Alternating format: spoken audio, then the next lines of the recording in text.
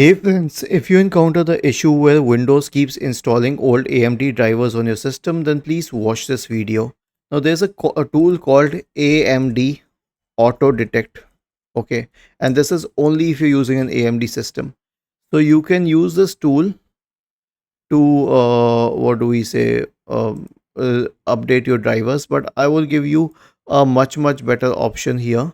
Okay, you can obviously download it and set up on your system, but I'll give you a much better option here. I don't use AMD Auto Detect, although that's the official solution.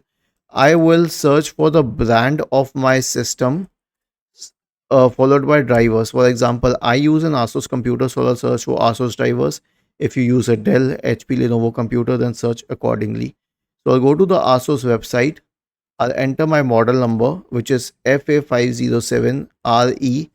I will search for this, and then I will go to drivers and tools. Now the next step will be a little to be done with a little bit of care.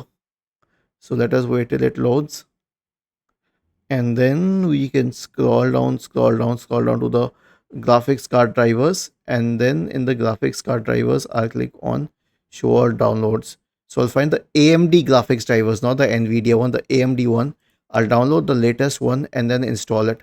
Now here's the catch: if you're installing the latest AMD drivers from the manufacturer's website, those ones will be compatible with your system because your system was made by the manufacturer, and these drivers are by the manufacturer as well. But if you were to download them from AMD, then you wouldn't know which one would be right.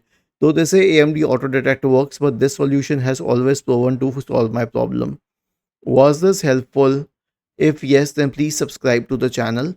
If not, then let us know in the comment section of the video on how we could help you further. Thank you for watching this video and have a nice day.